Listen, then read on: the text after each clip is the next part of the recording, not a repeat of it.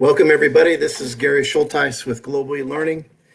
I'm joined by Matt Patterson, who's also from Global eLearning, and Ray Walsh, who I'll introduce in just a moment.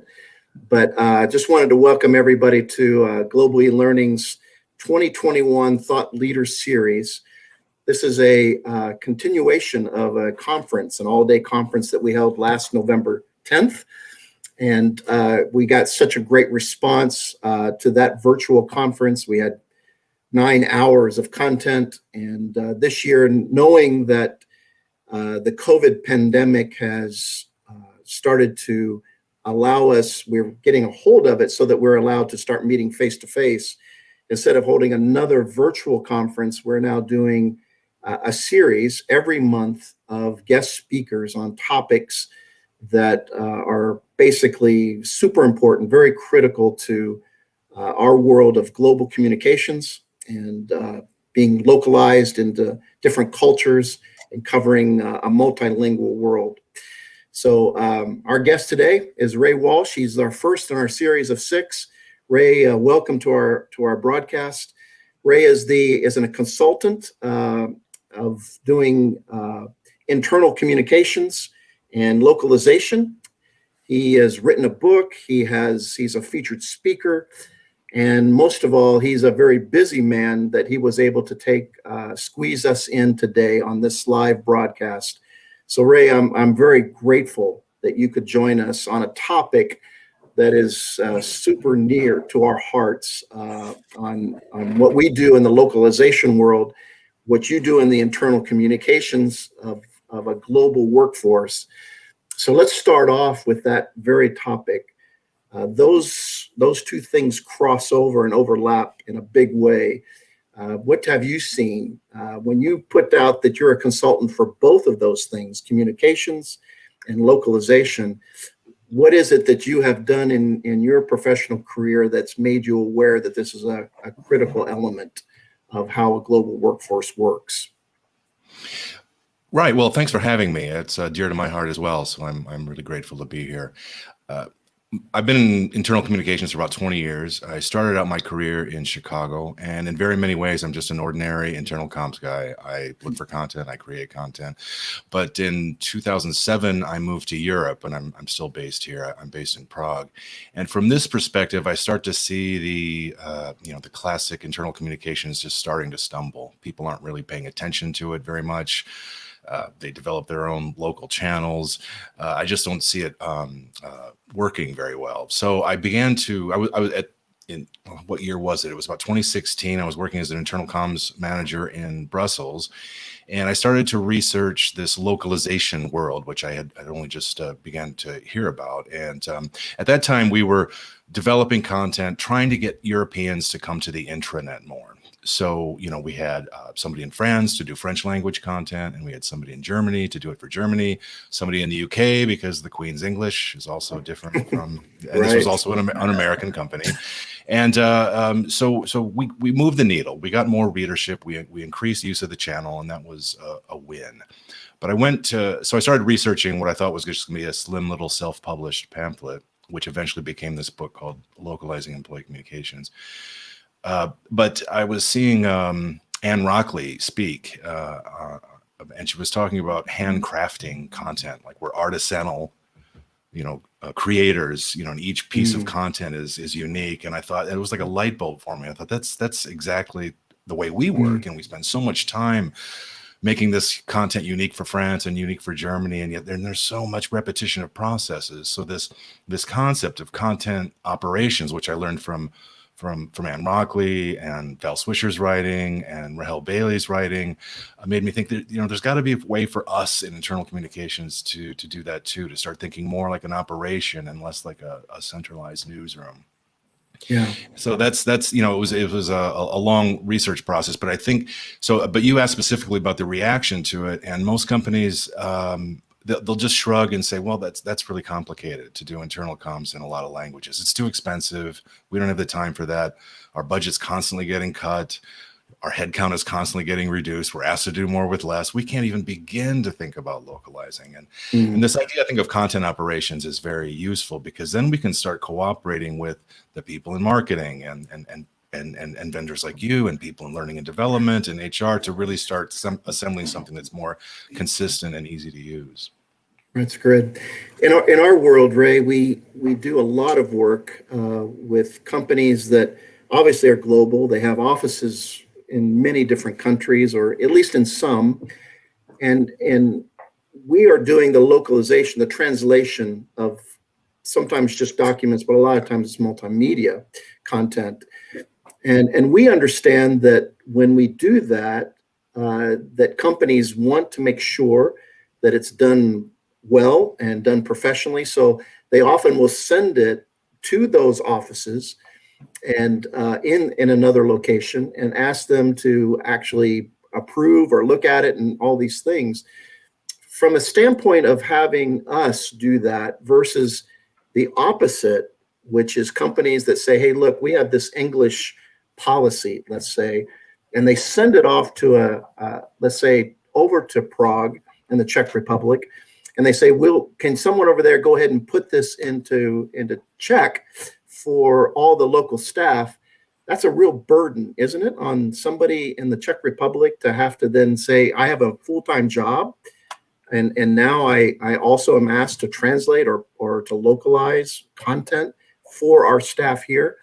Is it not better to have it brought over by a professional language company, and then you can say, you know what, there might be some feedback, a little bit of change is necessary to get it into the voice of the company, but other than that, it's already in our language. Can you speak to the fact that of the burden of having to do translation when you're already based in another country? Right. So I would say the vast majority of companies, global companies, are doing business only in English. And even the people in Europe say, well, you have to have one language. How can you possibly do business in multiple languages? So I'm trying to convince them that, you know, that we can do more. But having said that, there is still sometimes these global organizations that some training they do localize or they do translate. And as you pointed out, it is often a bigger burden on the local countries than they realize. So, you know, some trainings, maybe it's IT security compliance, and they might have their own local reviewers, or HR has a training that they do once a year and they have their own local reviewers, or the compliance group. But in the small countries, especially where they may only have, I don't know, 50 employees, say, that review, regardless of what department it's coming from, is probably going to be the same person.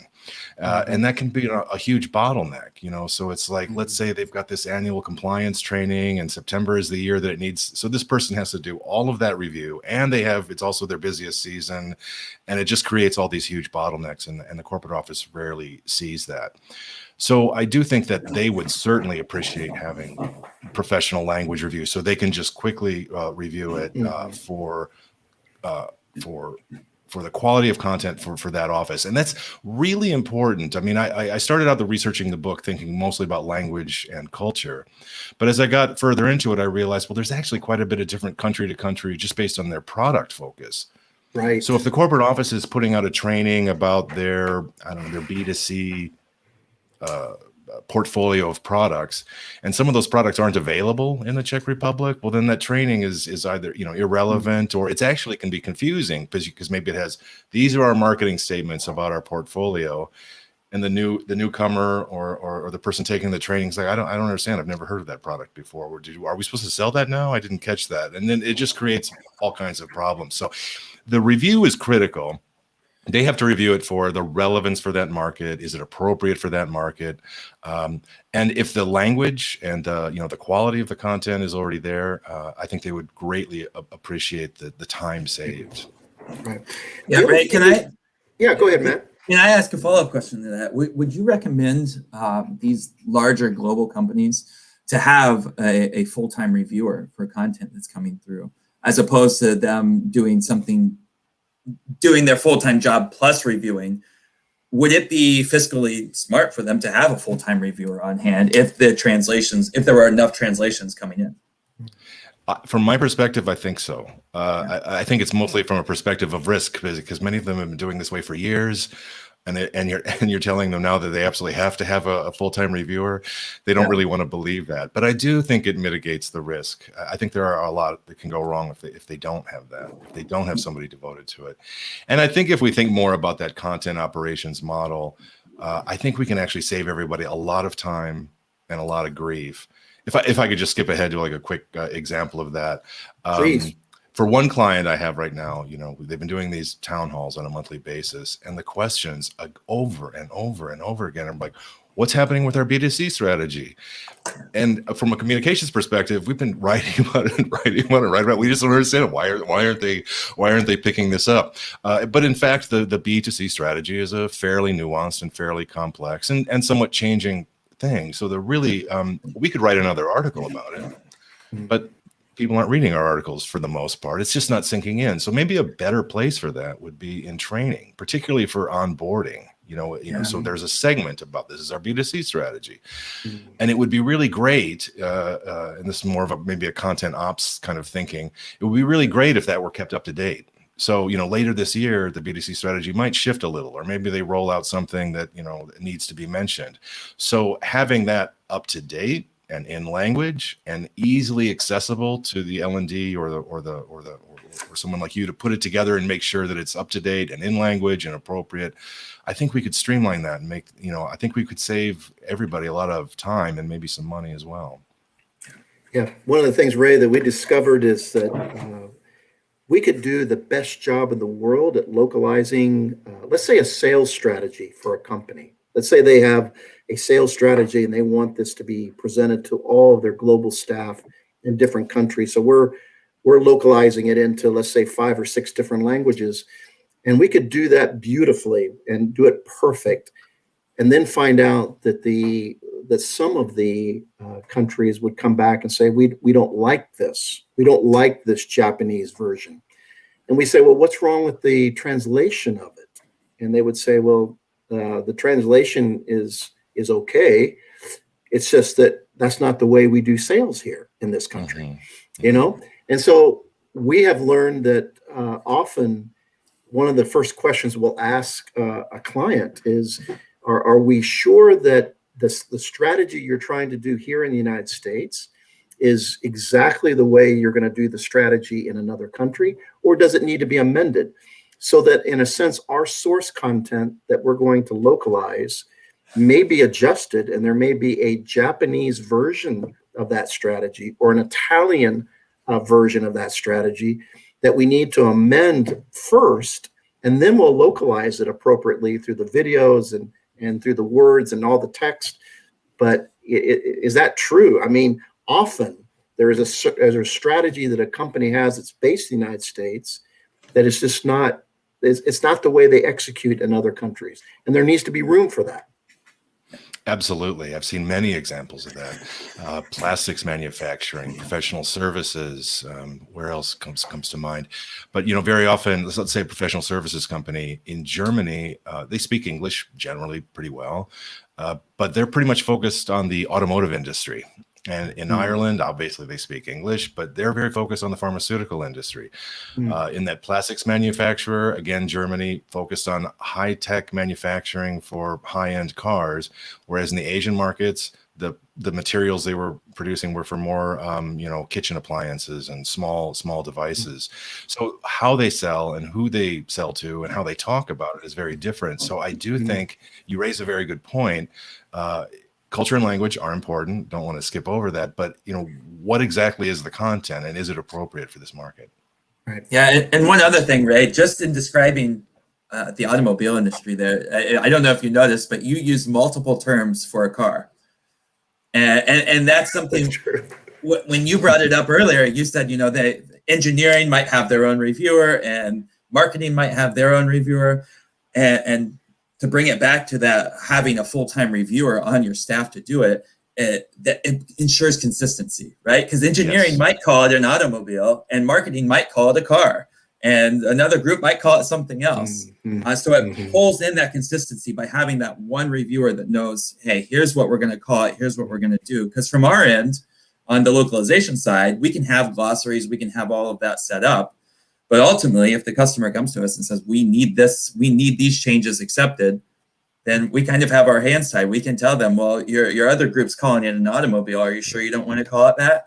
But if they say our sales team calls it cars, then we have our hands tied with that, and it makes keeping up with that glossary even harder. Absolutely. And I think you make a very good point that that in-house reviewer is very important. When another thing, when you kind of crowdsource it, somebody does it this month and then somebody else does it the next month, it does lead to other problems too. Like, in some markets, they may have already decided that, the name for this process, we're just going to use the English. It works for France, and we're just going to call it that. And then 2 months down the road, somebody translates that process word for word into French, and now somebody sees it, and so now they're actually confused. Are we talking about the same thing? Did they introduce a new process? So yes, consistency from month to month. It's not just it's a real time and money saver. I'm really convinced of it. So I think to make that case you were talking about, maybe that in-house reviewer really is a good investment. Yeah. Well, Ray, let me make a plug for something that we believe in and that we need from the clients that we have. Our global clients often will do a localized product, and one of the things that we desperately need is that internal reviewer. If we send it, let's say, to the Czech Republic, that internal reviewer needs to be somebody who is consistent. What we can't afford is to have someone who changes all the time, because, as you know, when you say something in another language, you can say it in many different ways. And so if you have multiple internal reviewers, they'll end up saying, they'll have different preferences. And then we're constantly in a battle, try to maintain that consistency becomes a real issue. For us, one of the things we do, and that I think is very valuable, is we take internal reviewers and we have our team of linguists, which we keep very consistent. And if that internal reviewer is the same person for a long period of time, we get them into communication together so that when we start doing our translation work, we already know the preferred style of the internal reviewer, so that we get it right the first time when we actually do a localized product.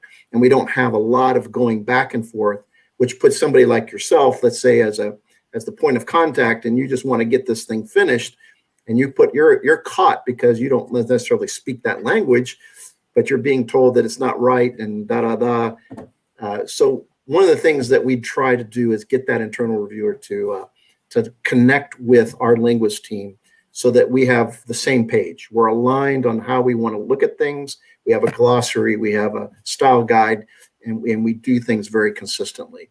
And we found that to be very, very successful for companies, particularly when they want to have their own voice.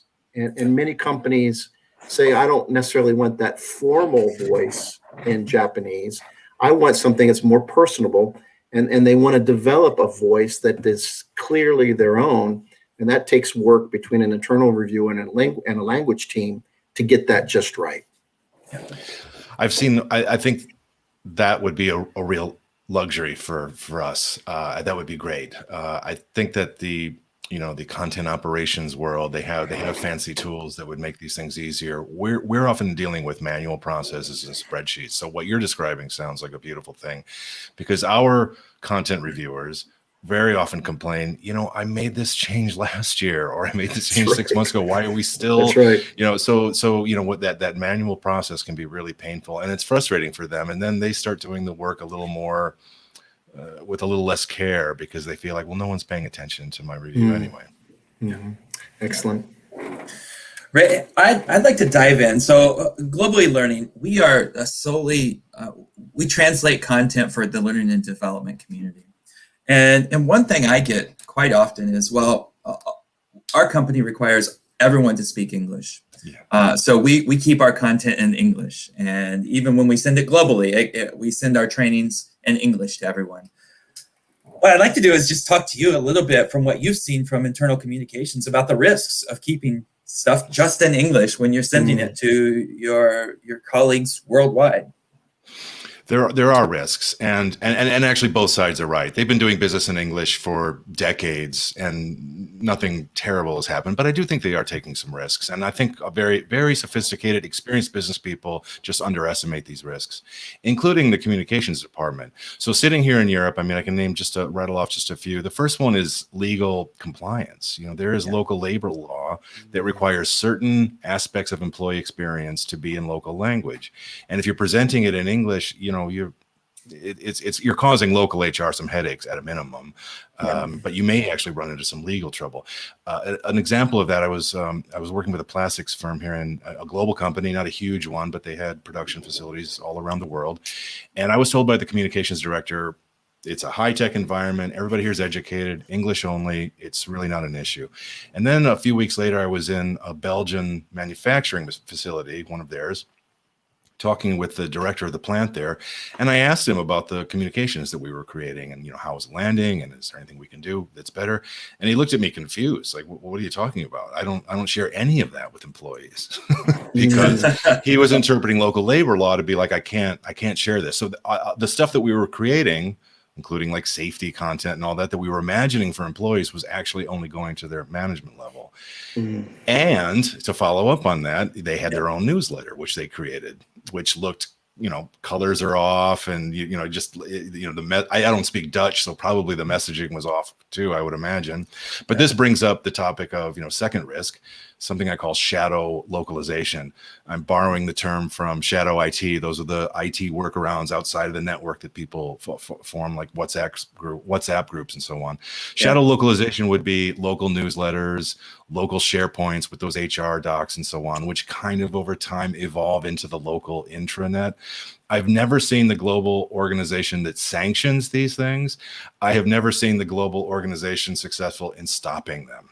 They're just going to keep coming. So from my perspective, I think it's better that we enable them with good quality stuff, assets and key messages and things in language that they can easily use to make it easy for them to put into those things.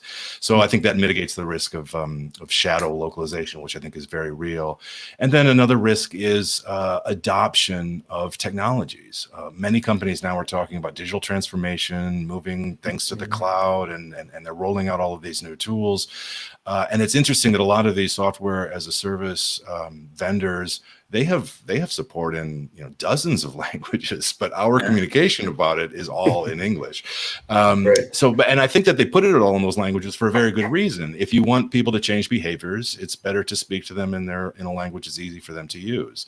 So I think if we're constantly having to please adopt this tool, and we're doing it in English, I just think we're gonna have to work a lot harder at it.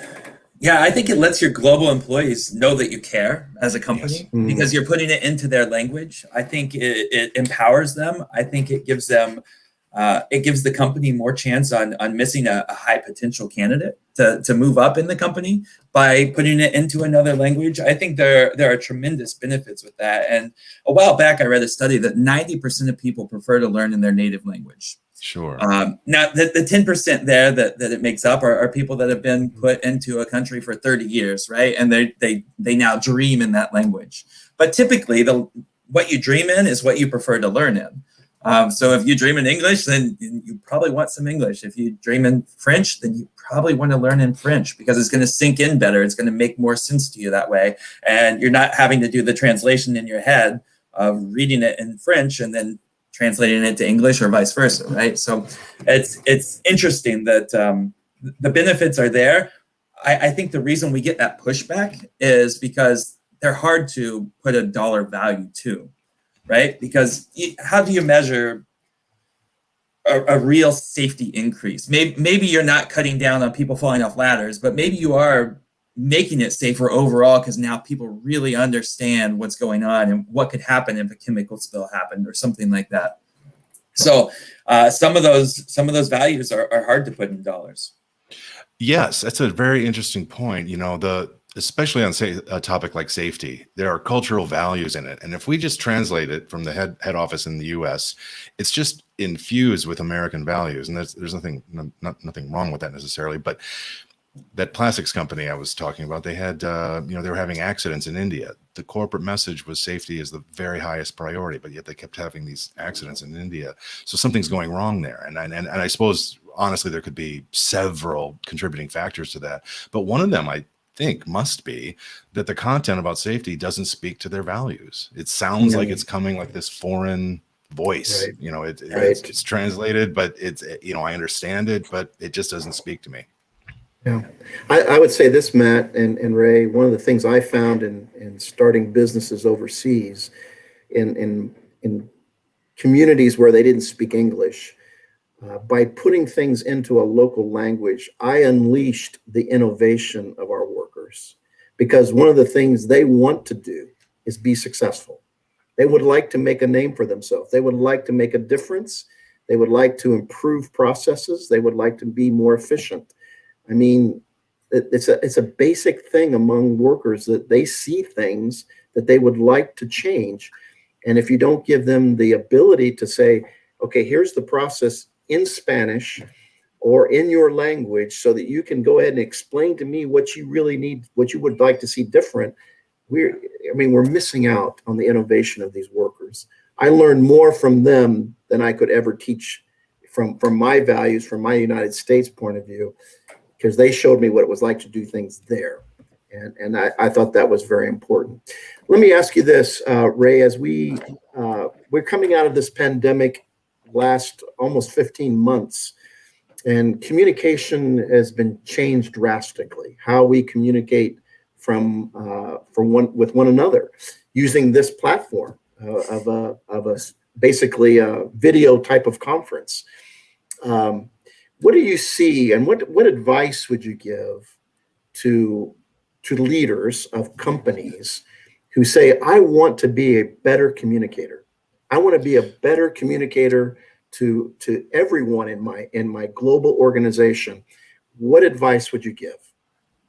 I would say, I think that there's generally a tendency for, business people. I'm in finance, or I'm in procurement, or, I'm in HR. Communicating, Ray, is your job. You're in the communications department. So the first advice I say was like, well, that's fine. And we will keep producing content. We will do our best to enable a free flow of information. We'll do the best we can. But I want those managers to understand you cannot rely on us for all of the communicating.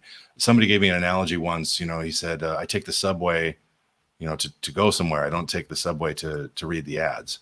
And we, the corporate communications department, we're the ads on the subway. They come to our intranet to do something else. And if they happen to catch one of our articles, great. But it's not anywhere near 100% of the headcount that are reading them. So I really want them to know that you, manager, are the communicator, and we are your air cover. We're supplementing it with our, with our messaging. So I want them to know that they have a real responsibility to communicate on matters of strategy and high level stuff. And I would actually advise, please use our content. So if we write an article about an internship program, it's usually like a typical, photo of 6 interns in Germany, and they just finished their program and everybody had a good time. And yes, everybody was so nice, end of article. Yeah. It may not seem particularly relevant to your team, but you could take that piece and you could lead a discussion with your team, and you'd say, did you see that article this week? It makes me wonder if next year, is there something that we could do with an intern? Is there some project that we could put them on? And now you're having a discussion on a team level about business planning or resource planning. So you're connecting the high level kind of global stuff, which is abstract by definition, and you're connecting it to the week to week reality of your team. And that's what I'd really, I think that would, that kind of relevance and that kind of, and frankly, it's a kind of localization, even though we may not necessarily be talking about language. They're localizing the concept for their team. Right. And that's what I would urge them to do. Good.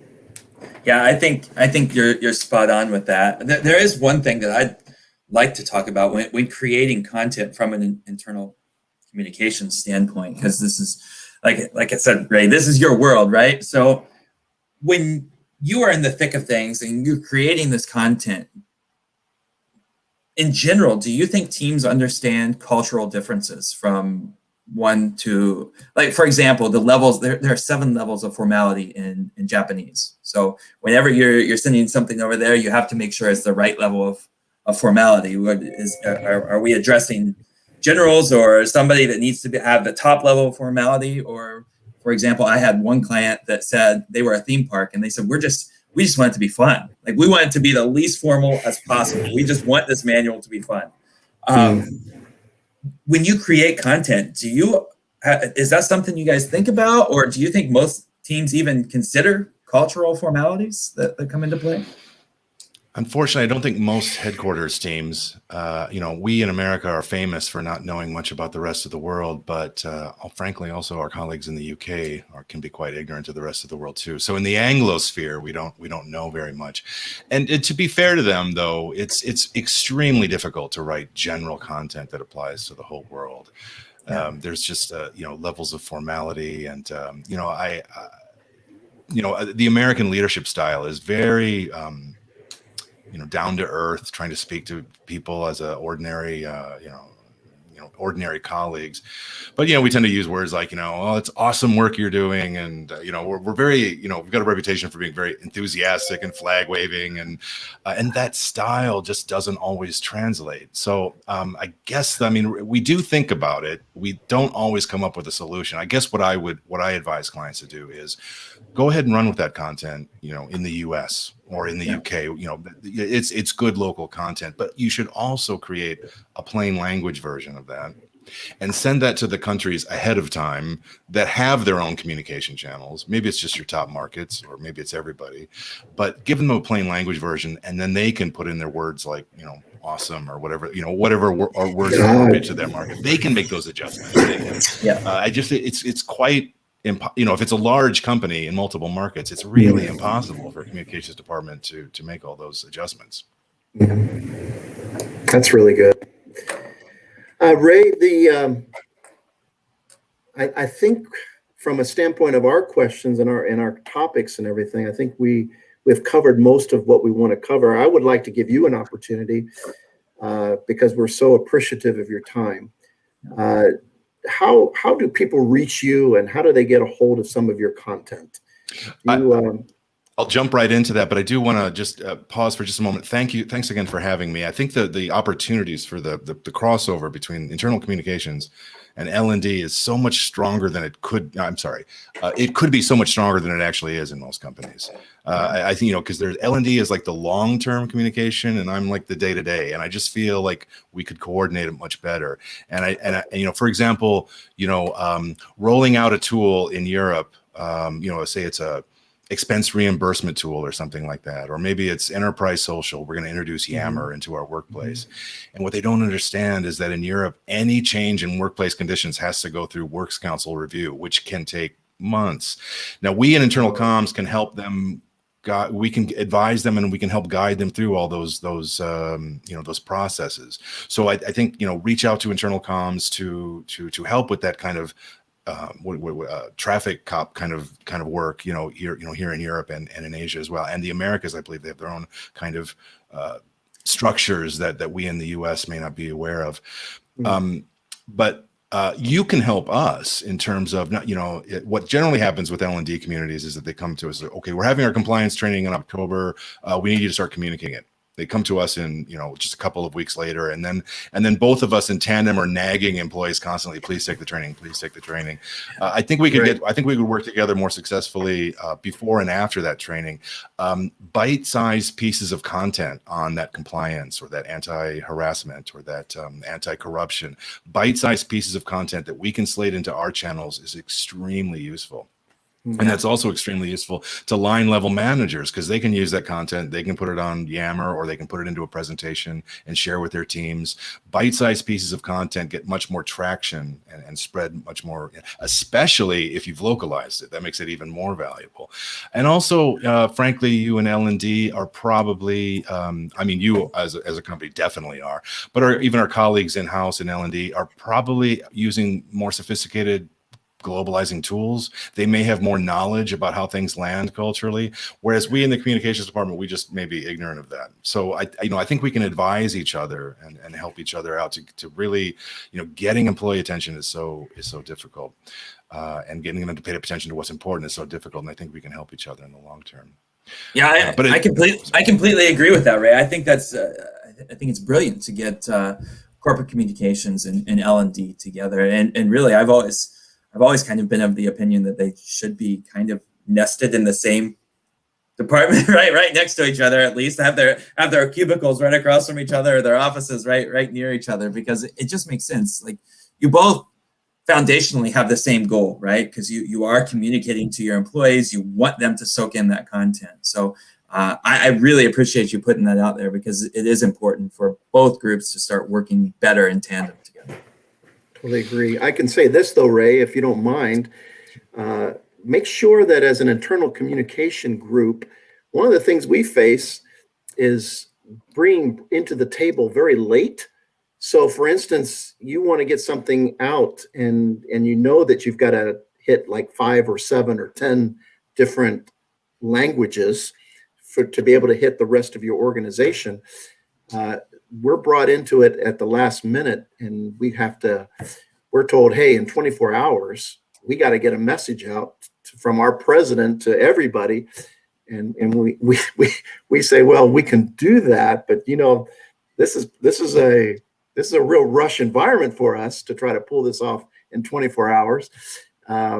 One of the things you can always do for us is bring us in as early as possible.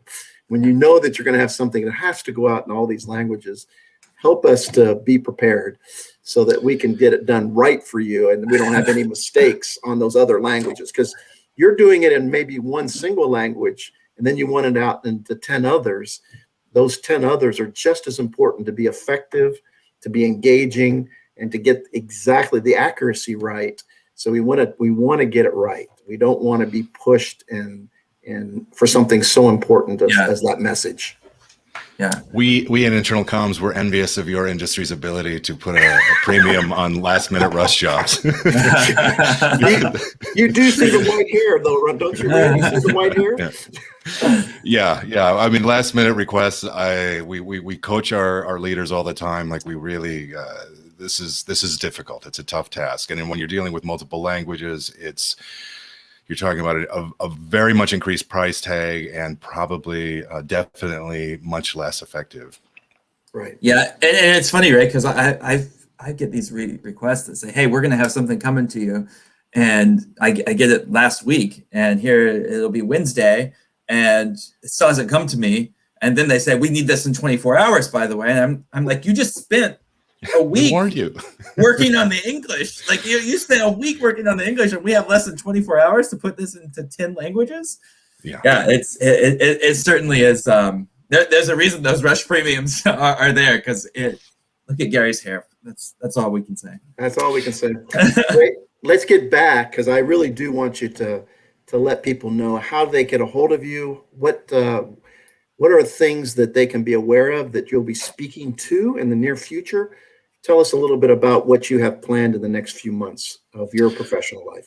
Well, thank you for that. Well, my name, as was written on the page here, Ray Walsh, and like I said at the beginning, I'm an ordinary content consultant. But what I'm interested in is how that internal content plays globally. And I think there are so many things we can do to make it more effective. Some of them are free. I would say most of them are free, just in a shift in our attitude. But then I think there are also some processes and that we can learn from and start applying.